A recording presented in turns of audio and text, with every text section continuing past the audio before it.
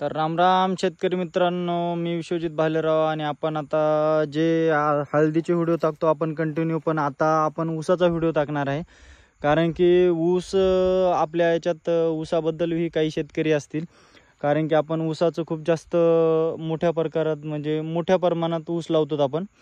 तर हे बघू शकता शेतकरी मित्रांनो, आपण ऊस लावलेला आहे. ऊस लागवड करताना मित्रांनो फक्त एक काळजी घ्यायची की ऊस लावल्यानंतर आपल्याला 2 ते 3 दिवसानंतर आपल्याला बुरशीनाशक म्हणजे कोणत्याही एका हरक्या हो चांगल्या हो बुरशीनाशकची आपल्याला ड्रिचिंग करायची आहे.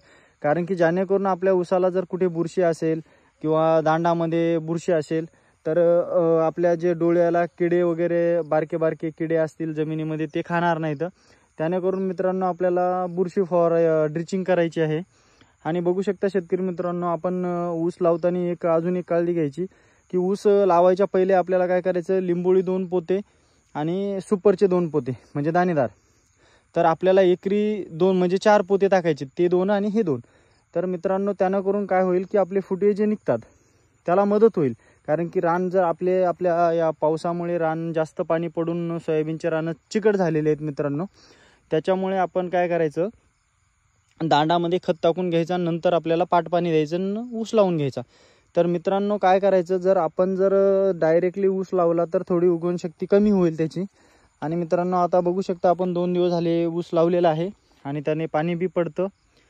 आणि काय होतं मित्रांनो, आपण जर ऊसाची काळजी चांगली घेतली तर कमी खर्चात ऊस निघू शकतो. हळदीला थोडा जास्त खर्च लागतं, पण ऊसाचं हे असं पीक आहे की कमी खर्चात जास्त उत्पन्न होऊ शकते. आता आपल्याला ड्रीप आथरायचं याला, कारण की पाणी उघडल्यानंतर ड्रीप आथरावं म्हटलं.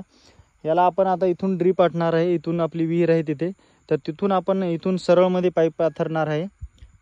आपल्या म्हणजे छोट्या सऱ्या आहेत थोड्या कमी, तर आपल्या 60-55 सऱ्या आहेत. तर आपण त्याला ड्रीप आथरणार आहे. ड्रीप आथरल्यानंतर मित्रांनो तुम्ही बघू शकता, मी नंतरचा व्हिडिओ टाकणार आहे तुम्हाला ड्रीप आथरल्यानंतर. कारण की बघू शकता शेतकरी मित्रांनो, जर आपण ऊसाचे आता ऊस लावायची एक पद्धत आहे. मी 5 फुटा ऊस लावलेला आहे मित्रांनो. हे बघू शकता, ही सरी आहे ना, तर हे ऊस इथे आहे मित्रांनो. हे बघू शकता इथे आहे आणि हे गॅप आहे मधला, हे इथे.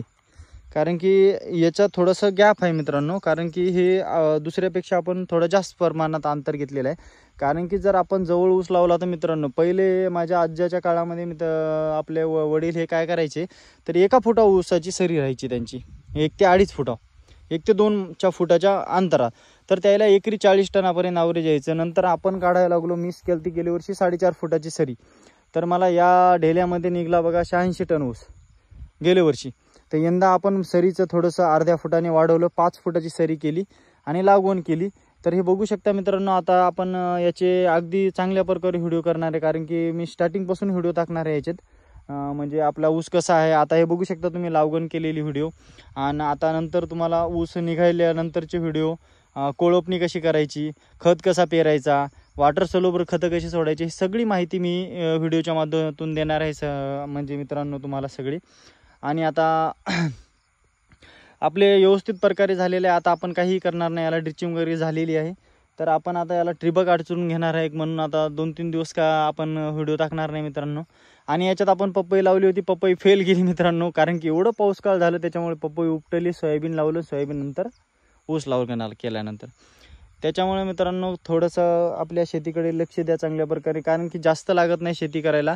आपण फक्त यायचं आणि थोडंसं बघायचं आपल्या शेतीमध्ये. फक्त दररोज येतो तर आपण फक्त बघायचं शेतकरी मित्रांनो, आल्यानंतर उकरून बघायचं की आपला मोडका निघलाय का नाही. आता ऊसाचा मोडका मी दाखवतो, 3 दिवसात तर निघत नाही, ऊसाला 1 महिना लागतो कंप्लीट, पण मी तरीही दाखवतो तुम्हाला.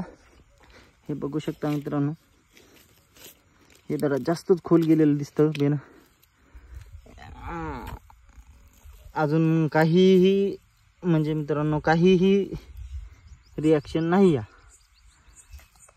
तर चला तर मित्रांनो, आपण नेक्स्ट व्हिडिओमध्ये भेटूया नंतर.